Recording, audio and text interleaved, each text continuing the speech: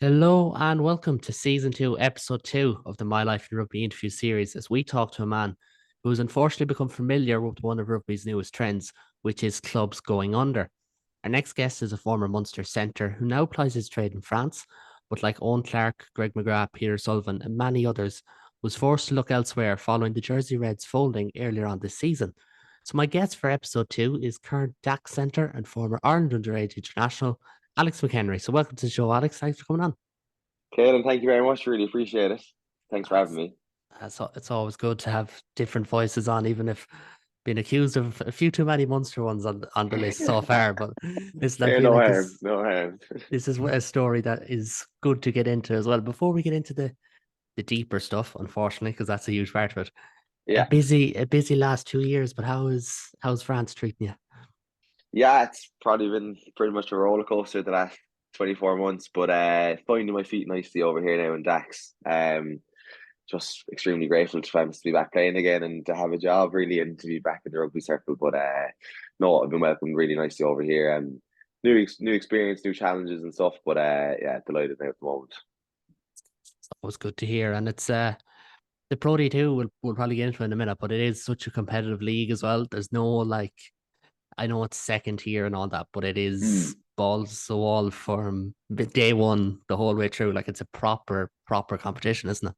Yeah, yeah, it's meant it's a gritty league. It's an incredibly tough league. There's some incredible players playing in the league. Like some of the games we played in, just noticing some people on the team sheet. So definitely a bit of a jump up from the championship again, I think. But oh, as I said, really finding my feet here and enjoying it, and it's nice to be in a kind of stable, structured competition as well.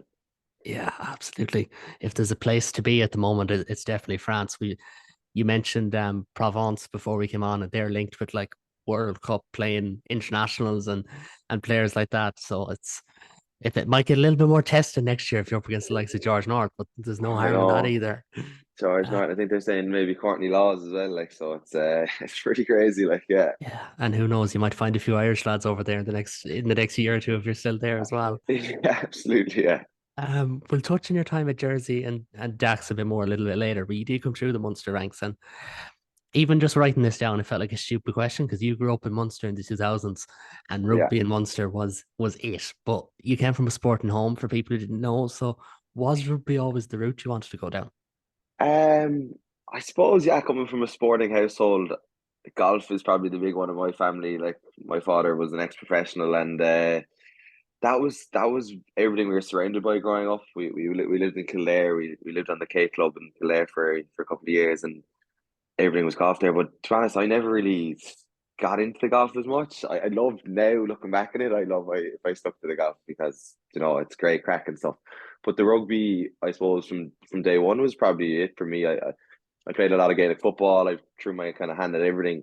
But I remember like joining like Newbridge Rugby Club in Kildare when I was about under fives, and then I suppose it just as it went on, it just kept the ball rolling. I don't ever remember sitting down and being like, "This is what I want to do," but it just like fortunately enough, that's the way it kind of worked out. Like, yeah, And it's been a good route to go down, no doubt about it. Like the opportunity to represent Munster in particular. You know, you spent quite a bit of time playing AIL with Cork Con as we know. And yeah, I want to touch on that for a minute because I had Jack Carthy on last season and he would have done the same. He would have played a lot of elite schools level rugby as well as AIL club rugby coming through the ranks. And like, what was your time in the academy like at Munster? But as well as that, how important were the minutes of playing regular AIL for your development? Because you can't just learn everything in training either. yeah, absolutely.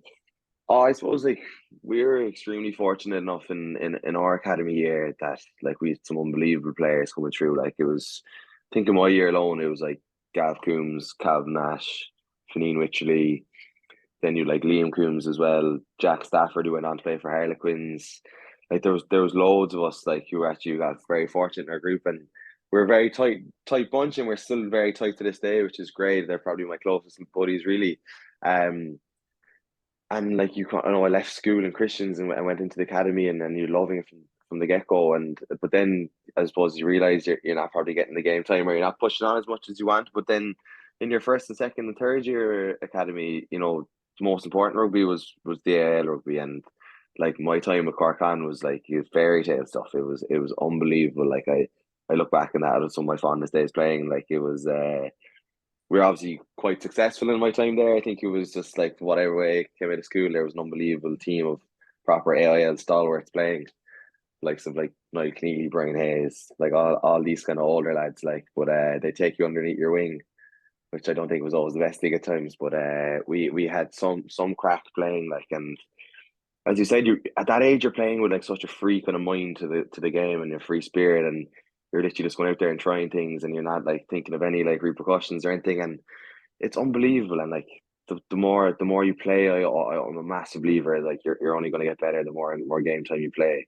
Um, I think one year, my second year academy, I think I played something like 18 AIL games, and then I had like 8 Munster A games. So there was a load of rugby played that year, and I think I was actually capped maybe a couple of months after that, because I think you're just you're building form, and again, you're not really thinking about it. Like you're just enjoying the rugby as much as you can. But I'd be extremely grateful to Cork. They really kind of taught me my rugby and showed me roots, and a proper introduction to men's rugby as well. Like, so, yeah, I've massive fond time for it, and I'd be a massive believer in anyone in the academy like that. They're out there playing week in, week out if they're not involved in the senior teams, because like it's a tough league, but it's you're going to learn as much as you can there, really. Absolutely. And like it popped up during the World Cup, but at the same weekend, Ben Healy was playing for Scotland. Jack Crowley, who you'd have played alongside of Cork briefly, like he was playing for Cork in the IL 2 or 3 years ago against each other. Yeah, They're at the World Cup yeah, a few years later. And like for all the talk of the school system, and the school system has been really important to Irish rugby, there's always a place for the club game as well, because of the development. And as you said, minutes are so important. And even to use the two lads example, minutes at 10 are worth double what they are in some positions. Like, absolutely. And I think there's been a small bit of revival in that in the last like year or two that I've seen, like just looking from the outside, because like there's times there when you're in the academy or you're doing different things, and or even underage rugby with Ireland and stuff, they kind of stopped you from playing IL. I don't know if I fully agree with that, because like as you said there, like if you're an out half, like the experience you're getting of controlling a men's team around the place on the weekend or anything like that, it does add some absolute value. I know there's obviously the injury side to it and stuff, but you got to run those risks in the sport, really. Like but yeah, I think it's invaluable, and it's great to see the AL thriving again now this year and stuff. Like it's obviously been very competitive the last couple of seasons. It looks like it's kind of changing tides of who the dominant teams are as well. Like so, yeah, it's very exciting to watch. yeah, absolutely. Before we move off the AIL, I have to ask, because you mentioned at the start, it's that kind of fun element to it as Yeah, well. And the away trips, do any of them stand out? Because I know the Club Scene podcast, which is Ireland's AIL podcast, talk about the away days a lot. So coming from Cork, you could have to go to Ballyhinch or Dublin or wherever. yeah. What away days stand out off the top of your head? Oh, geez, we had some crack over there. I think one that's particularly different to that, like just having the crack. We went to Hinch one day, and there was a lot of us released from Munster at the time. I think Darren Sweetman played, Brian Scott played, Liam O'Connor, myself. It was loads of us, but it was absolutely Baltic. Like I've never been so cold in my life. And we're on the pitch, and there's about 3 inches surface water on the pitch before it, and we're like, "There's absolutely no way this game is going ahead." But anyway, it goes ahead, and we come off at halftime, and everyone's to the bone, like freezing. And Kenny Murphy's coming around with like, yeah, he's our manager and Con at the time, and with his hot boiling water and hot Ribena to try warm the lads up, and it was just ridiculous. But yeah, I suppose the Dublin trips then were always the ones you kind of hope you'd get on get on the bus for, especially as a young fella, because whatever bit the rugby and whatever bit like the experience of that, it was the bus journey home. Um, and I remember like winning L's and being in the middle of like outside Searson's there in Dublin, whatever it is. But we stopped in like an off license, and like 5 o'clock in the evening, and one of the lads opening a bottle of champagne and spraying it all over the street, and all of us running around the place, like stuff that's absolutely mental. But looking back on it, they're the things you remember as much as about how good the rugby was. That those kind of bus journeys, and yeah, some of the stories probably can't be told, but they're some crack. Like they're, yeah, unbelievable. I could have thrown in a podcast disclaimer not to say anything too over the line, but I think Yeah, champagne on the street is probably just the limit of how far we can yeah, go. It like yeah. I could talk about AIL and Munster and all that for ages, but like a lot of people would kind of be familiar with that story. But what they wouldn't be Yeah, familiar with is you went on loan during your spell yeah, at Munster. And like that's so rare. I know injury jokers absolutely, are, yeah, listen, Munster are crying out for about 7 injury jokers at the moment. You don't need to yeah. be told about that. I'm sure you know, but it's not something we're too familiar with. So would you mind just taking us through that process of everything? Because it really is an alien form to many fans. We don't know what Yeah, it's like. yeah. I suppose like obviously, hopefully not nowhere near the end of my career at the moment, but looking back on my time in Munster and stuff, that I probably had quite an adverse kind of time there to probably many other people. Which I'm, to be honest, looking back on it, I'm extremely fortunate for. Um, so that season, I wasn't getting a whole lot of game time with Munster, and it was frustrating me quite a lot. And I'd spoken with Ian Costello, who was the head of the academy at the time, and he'd obviously just finished a stint in Wasps and stuff, and probably expressed my frustrations to him a small bit. And he was like, "Look, I think there might be an opportunity here for you to get over to Wasps." He's like, Fekatoa is after getting injured, and I was like, "Geez, that'd be unbelievable." But like, you know, at the time, I probably wasn't playing a whole lot of rugby and all that, and I was like, my head was a bit all over the place. And then, literally happened. I got told on like a Monday, and the following Monday, I was over in Coventry training with Wasps. Like, so it was absolutely crazy. But to be honest, for me, it just gave a revival to my whole confidence and to my career, almost like that. I'd gone in from away from the Munster environment that I'd grown up and I'd loved, and like obviously growing up in Munster, it's as we touched on earlier, it's all you want to do is represent Munster and like pull on the red jersey, and I'm incredibly proud for that. But this probably gave me a new lease of life a small bit, and you come into an environment and you're probably not seen as that young academy fella or development player or whatever. You're kind of going in with a bit of, obviously you have a bit of prestige about you becoming because you're coming from such a big club, but it was also like the shackles were kind of off a small bit, and there was no kind of rain and what could happen. So went like straight in. I think my first game I played against Saracens, and they're full stack with like 8 lines, something. It was absolutely ridiculous. And I was just there in the middle of the field, tiny little fella, I'd say. But like kind of played with this kind of confidence that day that, look, what nothing really matters here. Do you know what I mean? Like it's a new lease of life, and I absolutely loved it. It was an unbelievable thrill going over there, and I was very fortunate to play for Wasps, and obviously similar to what happened with us. It's very sad what happened to such a big club like that. But even with that, like those 4 months over there, like the friends that I made from it and the lads that were in that team together, they're an incredible bunch. And the coaches alike, they're very good, very welcoming.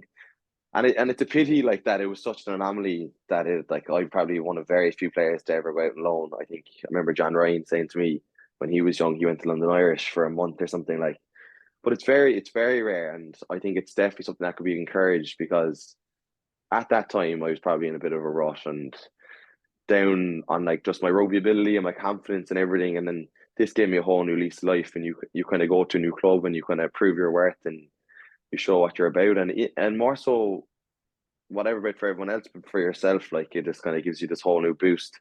So it's definitely something I'd encourage if come the opportunities. I know say months afternoon they're probably running a bit low numbers and stuff. But like for other clubs in different provinces and other young fellas, whether if it's a Premiership club or even if it's a Championship club, like absolutely, like as I said again, it's game time is what you need. But what that did for myself and my confidence and my game and your different perspectives on the game, which was a big one. Like you probably I grew up once there with a like one way of playing rugby and what I knew was right, and you go over to England with a whole group of lads who play completely differently, and it would just kind of change your mindset a small bit. So yeah, it was unbelievable time. Yeah, and it's funny you mentioned like how you'd encourage it. And I do agree. I do think it's something that should be looked at. But so often in the Irish bubble, we mention all loaning from one province to another. But maybe the best thing about it for you, and I'm not putting words in your mouth, is probably you got out of the Irish environment as well, out of AIL. You're with an entirely new bunch of people, and like sometimes if you're early 20s or whatever, sometimes that's just the only thing you need is to just refresh for even just 2 months, 4 months, whatever it is, Yeah, and as you say, kick on and play with a renewed lease of life, I suppose. yeah, absolutely. As I said, like there's probably players who've been in that similar boat that I was in when you're probably down on your spirits in the game and you're not getting picked and stuff. And it happens. It's the nature of the sport. Like, but they probably go the other way. Then they might even stop playing, or they might be let go when they fall out of the system completely. Whereas you kind of go, you kind of rejuvenate yourself, and you kind of back your own ability, and and know what you're worth. But yeah, I've unbelievably fond memories of looking back on my time in Wasps. Good. And listen, we touched upon it as well. They unfortunately went under a legendary club. Like you think back of Yeah, their Heineken Cup wins, and it was very hard to watch. No more than Munster and London Irish and of Jersey, who course. we'll get on to. When you were there, was there ever a hint of the struggles that could be on the horizon? Not literally nothing, like nothing at all. Like I probably about 6 months too early, I think, for that. But talking to the lads there, like they had absolutely no idea what was happening. But when I arrived, they just moved into this brand new state of the art facilities out in Henley and Arden, like an unbelievable like setup, astroturf, normal pitch, sauna, ice baths, unbelievable facilities, and everything was looking great. Like I think I didn't hear one whisper of any sort of but and you wouldn't, like, at the time you'd never think a club like Wasps, as you said, like so prestigious in European rugby and stuff, that like they could ever fall. But like, unfortunately, is the nature of the sport, and the circumstances of the sport at the moment. That's the way it went, and yeah, it's incredibly disappointing. Like, Yeah, absolutely. And we hope that they do get back in some guys absolutely, yeah, eventually. But it is sad to see. We'll come back to Jersey in a minute because obviously yeah, it's a similar story. But on your time at Munster, I just a few people that you've mentioned. Ian Costello is one that you've mentioned, and he, for me, looking from the outside in, he seems to have done an awful lot right. And yes, incredible talent has come through in the last few years, no doubt about that. But yeah. he seems to have been a really important sign up. What was he like to work with in the academy? Yeah, he was good. So I had just moved on from the academy when he kind of came in back from Nottingham as head of the academy. Yeah, he was at Nottingham, then he was at Wasps, and then he came back in as head of the academy. But he was kind of like a transition coach, so which I felt was really good. He obviously had this wealth of knowledge and about different systems, and probably that guiding of players from an academy into a professional role and really kicking on. And he goes into incredible depth of knowledge around the game and defensive side of the game and stuff as well. But even just to like chat to you about the whole Wasp thing, I know when I was going over there, he'd like put loads of lads in touch straight away and was like, look, keep an eye out and stuff. So yeah, extremely grateful it worked out in that way. And he's obviously gone in with a bigger role now in Munster. Like, so yeah, wish him all the best. Absolutely. And I know there's a lot of talk about him doing a good job and the personal element, especially in the academy and that as well. And the job that he does, personal element's obviously very important, as you mentioned there, Yeah, because like there's no point sending lads out on loan and not helping them either, because they'll yeah, grow to despise yeah, you. You know what I mean? yeah. And I So it's suppose it probably would reflect on him as well. Like, so I think yeah, it was nice that he probably had a bit of confidence in me to go over and kind of throw my best foot forward and kind of represent Munster as well.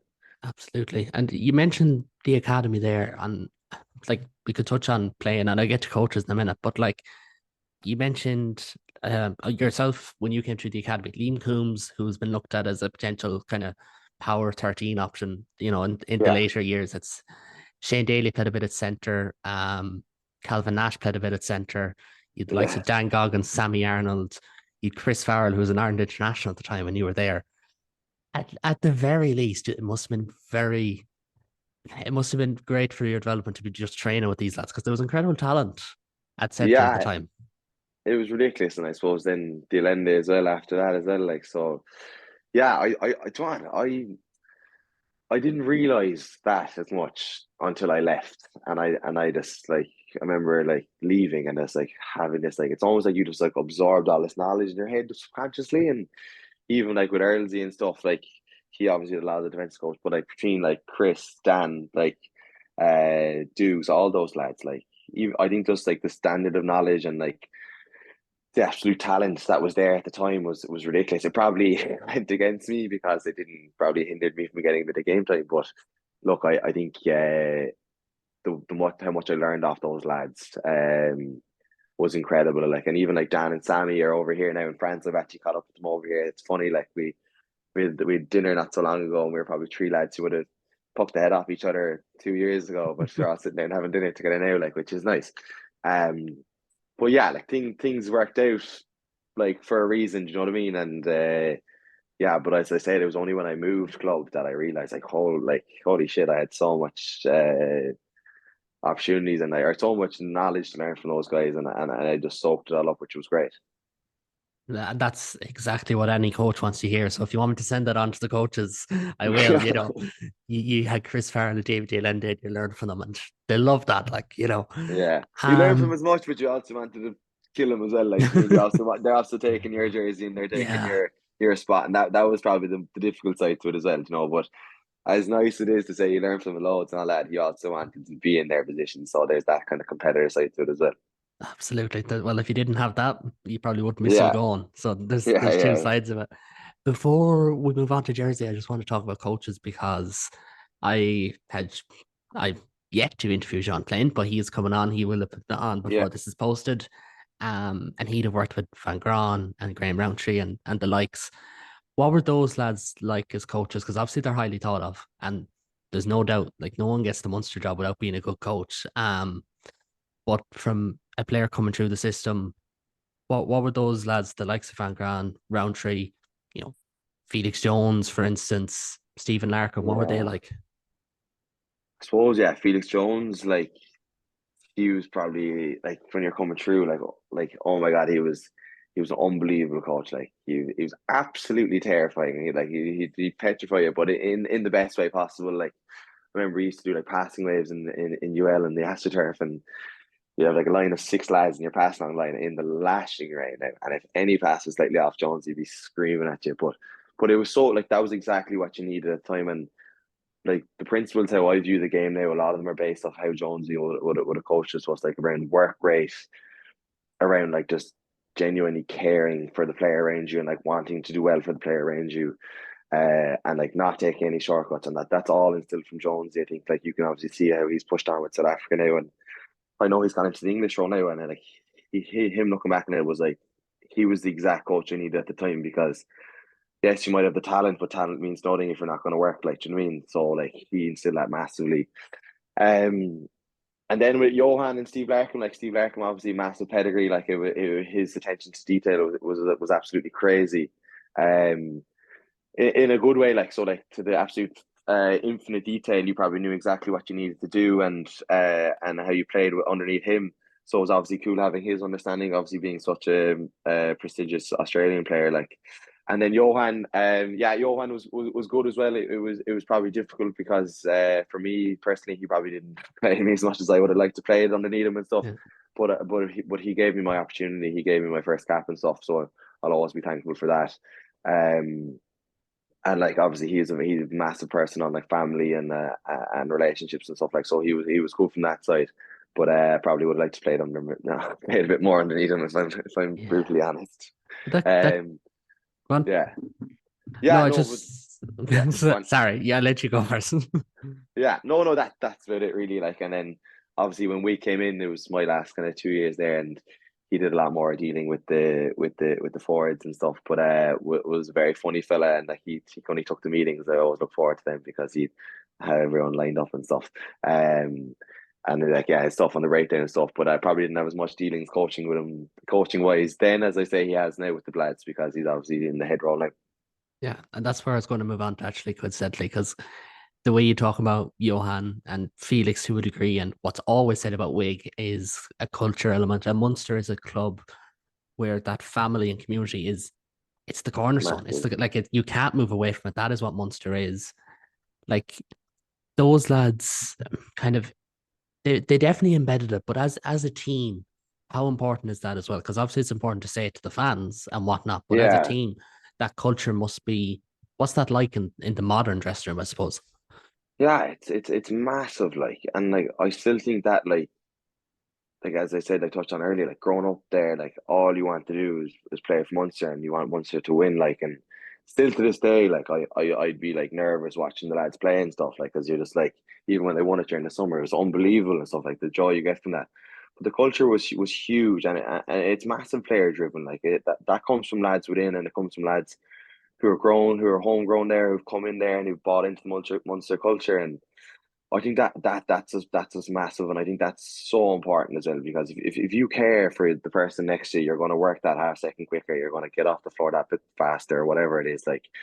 And like, that comes from like the belief and the want of playing for Munster and stuff. And I suppose like you see some of the results they pull out over the years, like it's always like the 78 minutes, 79 minute that they go out and pull this ridiculous result off. But I think that's all coming from the culture that's built there, and the graph for Munster, and just like wanting to do it for your buddy around you and stuff like so.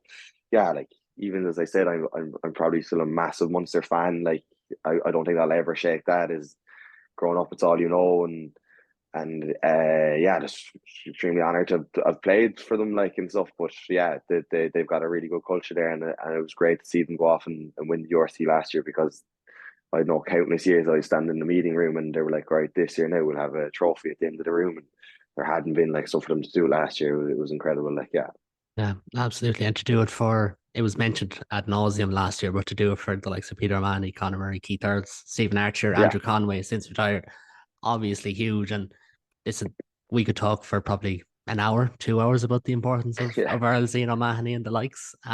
Maybe we will another day, but that's so important. And it is interesting to hear because it is like rugby is such a systematic game. You do have to remember to put your body on the line for 80 minutes does take a huge amount of heart as well, doesn't it? Like, Yeah, absolutely. Like, but sure, that's why you play the game. Like, you know, if you were going to do a half-assed version of it, like, well, just go play some other sport or do something else, like, because you're not really willing to give it all and stuff. But I suppose that's a big thing. Like that Munster kind of has different from other clubs, I suppose. Like that's I don't know how you put it, like, but that want to play, like, and that like willingness to absolutely give you 100% that you might probably not get as much as other players in different clubs. Like, so yeah, I think that Munster are quite unique in that sense.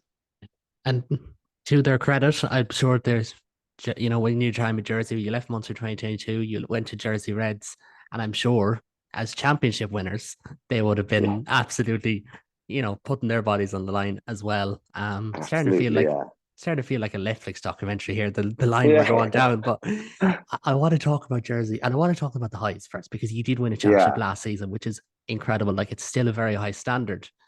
But how did you find your spell at the club, the league, obviously being the championship, the yeah, challenge? Like, you'd been in England before. I know Jersey's a little bit different, but you've been in England yeah. before. What was it like? Oh, it's unbelievable. Like honestly, like I look back on Jersey with such like good memories, and like this, we were so lucky. Like we'd such a niche group that like everyone was just so tight. Like, and between the coaching staff, we quite a young coaching staff as well. But like we all just like cared about one another in a sense, like, and like so like you're obviously going up against the likes of Ealing and stuff, and we always had this chip on our shoulder that like the boys in Ealing were getting paid more, way more. They're like, they're all these massive Premiership players and all this living in London and stuff, and we're only little small fellas out in Jersey and stuff, and then we go out and beat them in the Championship. I can't express it when we beat them that day in St. Peter, in the second last game of the league last year. Like it was just like it was like biblical stuff. Like it was unbelievable, and it like Jersey for me like just really kicked my whole career back into line. I know like you look at my career, it's probably not all this merits and all this unbelievable stuff. But for me, like leaving Munster at the time, I probably wasn't in the best headspace that or in my game, and I wasn't really sure where my career was going. And then to go to Jersey and to play week in week out, it literally just gave me the love of the sport again. And I literally was like, this is exactly what I want to do. This is why I'm doing it, and I'm very ambitious to kick on now massively with my career. But we were so fortunate that with the group that we had, that it was just a load of lads who were really good mates who just really cared for one another, and wanted to do it. Like, yeah, it was incredible. That's that love for the game that you really found, that passion. It's great to hear as well, because it is. I'm sure it's not easy leaving Munster and going to a Yeah, new club and whatnot, but to go to a successful club where you said there's great buy-in, great support, and like to win a league title your first year out of out yeah, of the place, yeah, that's something too. Like, what is obviously the championship's competitive, and a lot of people yeah, listening would know of the likes of Bedford, Nottingham, Ealing. You mentioned, yeah, Jersey would have been another club. What is the competitive level like? Not necessarily comparison, but as an yeah. overall league. It's a difficult league. Like it's definitely a difficult league. What how I compare the championship to other leagues is that like championship is probably that small bit younger in terms of like you have a couple of old boys who are probably maybe finishing out their career, but you have a lot of really, really talented 22, 23, 24 year old players who are trying to like break their way say they're either on loan from Premiership clubs or they're trying to get back into Premiership clubs. So you have these ridiculous players in the league, and then you have the proper champ stalwarts who've been grinding it out for like 15 years. They were just tough, hard English fellas, like, do you know what I mean? It was definitely competitive. Like we used to go away to some away games. Like you go to Nottingham away, you go to Coventry away in particular. Like those are massive games, and like the probably doesn't get the recognition in Ireland that like, people don't know of it. I know there's a lot of the Irish boys now, like Sean French, absolutely ripping it up over in Bedford, and a few other players like Brian O'Connor's there as well. But like the league is very competitive, and it really, like, for me, like it kind of kickstarted things again, as I said. But it's like a platform to kind of push on to where you want to go. And I really got a whole lot out of that. I suppose I feel like in rugby a lot of the time when teams put out maybe a weekend team or give young lads a chance, there's so much moaning about it.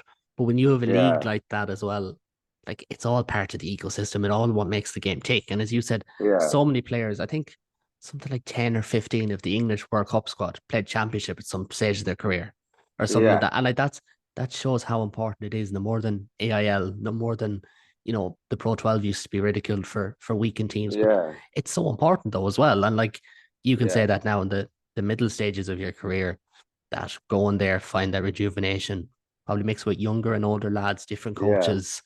And I'm sure there's a few English lads who've probably kicked on since your time at Jersey and into the Premiership and so Loads. forth. Yeah, yeah. But that's what like, even going back to that loan stuff earlier. Like I feel if Jersey came, if that happened to me like 2 or 3 years like previous, like I think that, like your career could be in a completely different state, because you get this confidence again. And like I don't see there's any harm in some academy player going over to England for 6 months and playing the championship if he's not getting game time when they're covered for their time in whatever province he's in.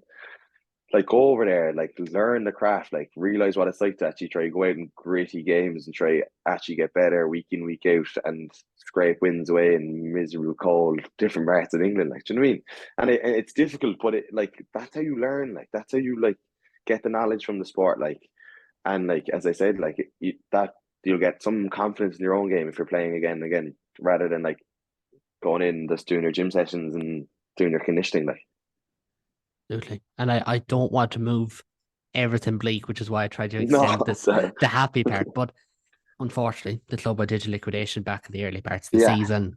As I said, they were reigning championship winners. And like I think that's the toughest part. Like they went from being it's like 10 years ago, if they won the championship, they're in the Premiership. Now it's yeah. not the case. And then they end up going under. Like that's so rough. But can you just talk through the final weeks, months as a player? Because I'm sure it wasn't easy as a playing group, but also just the fact that the threat of losing your job was imminent. Yeah, it's crazy. Like it's still crazy. I'd say like you're still almost mourning the fact of the whole thing. Like, and but like it was absolutely madness. So like there was never rumors, there was never whispers. There's few little whispers going around the place that their club might be in a bit of turmoil, but you didn't know much of it. And then the previous month was going bust, or pay got delayed, and obviously in the championship you're not getting paid a whole lot of money. So like a lot of us were going month to month kind of checks, and lads had mortgages and they had loans and they had kids and stuff. So you kind of wake up in the morning and you've no money in your account and you're like, whoa, what's going on here? Like, and then the club said put it down to an admin issue. They're like, look, it's just an admin issue, lads. You'll be paid later on the day. That came in, it was fine, everything settled. And then the next month, so we obviously played Bath in the rec that month, one over there, which was huge for the club. Like that was on like TV and stuff for us. Played Exeter. And then after Exeter, we were due to fly away to Cornwall. And on the Thursday morning, we were supposed to meet in the airport at 8. And we got a text at like 5:30 in the morning. And I was living with Owen Clark and Peter Sullivan and Tom Smith, an English fella at the time. And I was playing and they weren't. And I like woke up, saw my phone at 7 o'clock in the morning. I was like, oh shit, we have a meeting there in half an hour. Like, so I went in, like knocked on the lads' doors and stuff. I was like, lads, you need to get up. Like, there's a meeting now. And like they thought like someone had died and stuff.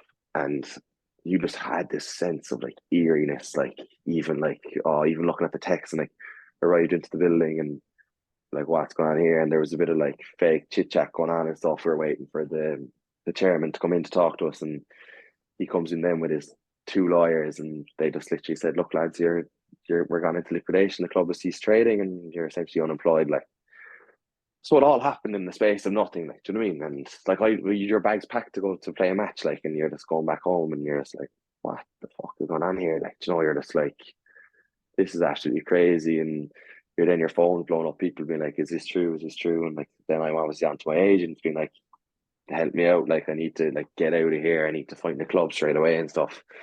Um, yeah, it was absolutely ridiculous, to be honest. Like, and still to now, like, it's probably only as time's gone on, you get time to reflect on it. You look back on it, and you're like, how has that even happened? To go from such a high in May to October to be without a club, the club to go and bust, like, so. Yeah, it's shocking.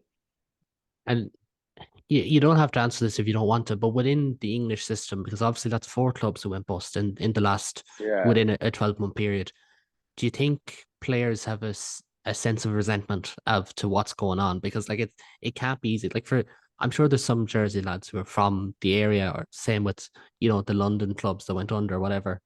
Like, is there a sense of feeling let down within the players, or Oh, absolutely. Like 100%. Like there's absolutely like it's the fact that like there was like, and it wasn't just the players, it was the coaches and stuff. Like that meeting we had, like it was the most hostile meeting ever, and rightly so. Like I remember like Rob Webber, our coach, like calling out the chairman to his face, like, "Are you going to sit there and tell me last month when our pay was delayed that this had nothing to do?"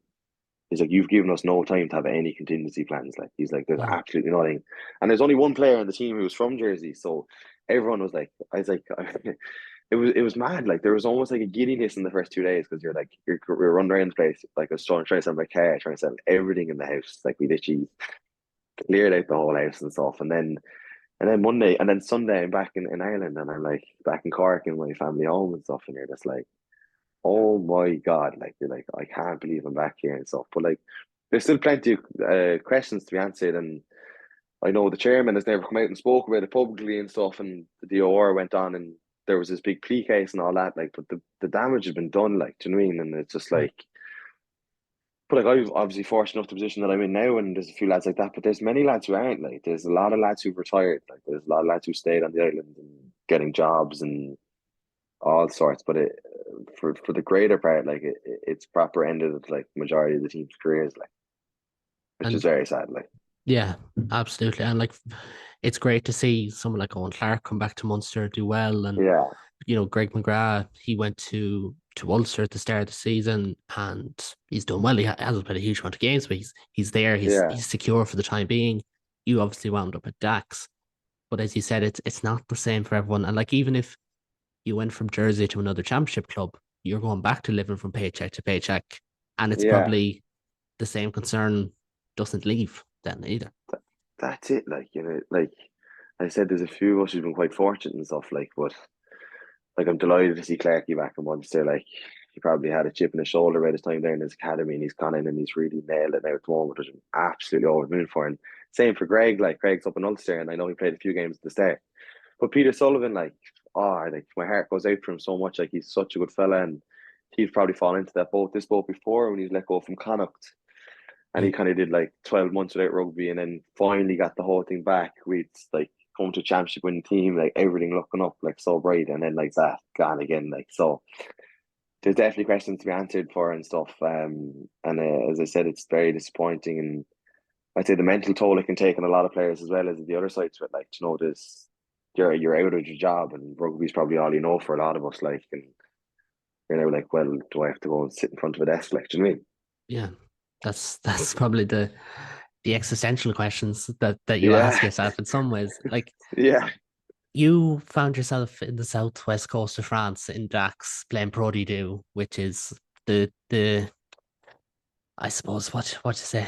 It's probably for the cultured people, the cultured rugby fans. They'll say it's one of the best leagues out there. yeah, South of France, obviously Jersey's a lovely place as well. yeah. You did kind of land on your feet a small bit, and you're probably grateful to it. But how did that come about Massively. going to Dax? Was that through the agent or? Yeah, like, so my agent was great. Like, you're straight away, you're putting out loads of feelers and stuff, and you're like trying to, and like, immediately straight after Jersey, there was this whole lot of interest, and you're like, oh, okay, this is good. Like, you're, because I was obviously very keen to get back to top level rugby, and like to push on from the championship and stuff. And then it kind of goes cold, and you're like, "Whoa, what's going on here?" But then you're reaching out to any personal connection that you have, and like family personal connections, or any kind of old rugby school coach, father's nephew, or whatever. Like you're trying to get on to anyone who can help you out in any sort of way. And fortunate enough, like that, I had a personal connection with a very big figure over here in France, and then it worked out that way. And my agent was very good at like helping orchestrate the whole thing as well. So yeah, look, I'm extremely grateful that I've landed myself over here, and this is like they say, like rugby country, like they love it. It's absolutely ridiculous down here. Like I know my first game played against Biarritz, and obviously Biarritz, a massive thing for Munster back in Yeah. 2006. Like no, it's ridiculous. 2008, whatever one, whichever one. But we're going down to play Biarritz, and we're driving down on the bus from Dax, and it's only about 40 minutes. And Bayonne and Biarritz are neighbouring towns, and there's a massive rivalry between them when they used to play in the top 14 together. But still to this day, it's huge. And we're driving in, and on the motorway, there's like a flyover, like, you know, like a pedestrian flyover. Mm. And there's a load of Bayonne fans hanging over the flyover with like Ale Dax written on Bayonne flags with flares and the lashing rain. And I'm like, this is crazy. Like, they're not even in the same league, but they obviously just wanted to like go against Biarritz. But like, oh, it's been an incredible experience. Definitely challenging. Like the language side of it, like the coaches, it's not a whole lot of English here, but I'm trying my best to get on with the French, and I'm picking up more and more as I go. And the English speakers here have been great in that sense. Like, but I'm just, yeah, as I said, I'm just extremely grateful to be back playing. Yeah, absolutely. And maybe don't wind up in Bayonne with the Biarritz top or anything like that. I suppose is probably Yeah, the main yeah, takeaway. yeah, Um, yeah, but I think it's a great club, great league again, and the same can be said. We kind of touched upon it, but like the Pro D2, there is cash there, and it's not going to get into any course conversation about wages or anything, but there's money there. It's being backed, it's being well supported, great attendances. There's from a player's point of view again, like what is that like, and how does it compare to other places? Because it's, as you said, it's rugby country down there in particular, yeah. especially in the southwest of France. But like French rugby from head to toe just seems to be booming right now. Yeah, it's incredible. I think obviously they have the both leagues, the top 14 and the Pro League, both televised. Like, so like that's obviously massive for revenue, I'd imagine. But what they do well here, which I think is, you need a minimum like salary before you can, or budget before you can enter the league. So like I think you need minimum like 5 million, 4 million maybe to enter into one of the leagues. So like that straight away, then like that's that covered. Like, so I presume like all that needs to be proven beforehand. Whereas like obviously in England and stuff, that isn't the case. And that's probably why you see teams going bust and stuff. So it is nice to kind of have the small bit of security in that sense. And then obviously like the rugby is, it's like a different game over here. Like the games we played so far, like the weather has been pretty miserable and stuff, but like the attendance and the fans and the love for it over here is crazy. And like the sport, it's a difficult, tough league. I think I came out of the first game with two black eyes and all this, like, but no, it's been great. As you said, it's booming over here, and it's really refreshing to see. And that even like a small town like Dax and stuff here, like they love it, and it's great kind of walk around the place. It's a great buzz and stuff. And to kind of extend the two rugby nerds talking rugby in some ways, like I just looked up your fixtures. You play Provence, who are, have a lot of money behind them, and they've been in the news because of it. Grenoble, obviously strong Irish connection. Biarritz again, the Munster connection. But your last game was a 7-0 win over Montauban. Now, Munster fans squeal at the sight of the word Montauban because of what happened Yeah. in '09. But that is probably Pro D2 at its absolute finest, isn't it?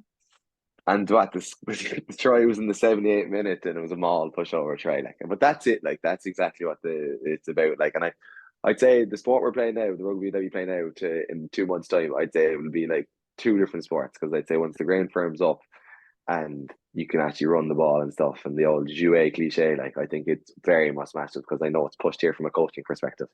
But it's funny because like I actually didn't play against Montauban, but Dan Goggin plays for Montauban now, and could have potentially been myself and himself going off each other at 12, which would have been funny, but it didn't work out that way, unfortunately. But yeah, that's exactly what it's like over here. It's gritty, it's tough, but it's you do whatever way you can to get the win, and they were massive points that we needed. Like, so yeah, we were chuffed with that. Before we finish on Dax, how is the season looking for you? What's the aim from here on out in the back end of the season? Yeah, so Dax just got promoted from National One last season, so their whole thing this year is to like stay in the Pro D2 and thrive here. Like we've done well this half of the season. We're just halfway through the season now, so 15 more games to go. But like between us and I think between like 15th place, like and between 10th, I think between 10th and like 16 or something like that, there's like 2 or 3 points. Like so it's very fickle, like it changed very quickly and stuff. So as I said, we're gonna put our best foot forward and give it everything we have. But we're playing some good rugby at the moment, and we're getting some big results as well, which is the most important thing. We're turning over a few big teams, like so. Yeah, as we said, we're gonna keep probably thriving on that underdog kind of card and keep it going. Really no harm in that at all, in Yeah, that kind of exactly. Yeah. chip on the shoulder. Before we finish up, to kind of bring things light enough again, you're still young. Would you be interested in returning to Ireland if the opportunity arose, or has the opportunity ever arisen for you? Um, yeah, look, as I said earlier, like you grow up and every young lad has dreams of putting on a Munster shirt or putting on an Irish shirt, and like that'll never. I don't think that will ever waver in my own mind. Like you always have your own aspirations and stuff. Um, and like who knows what happens down the line? I don't know.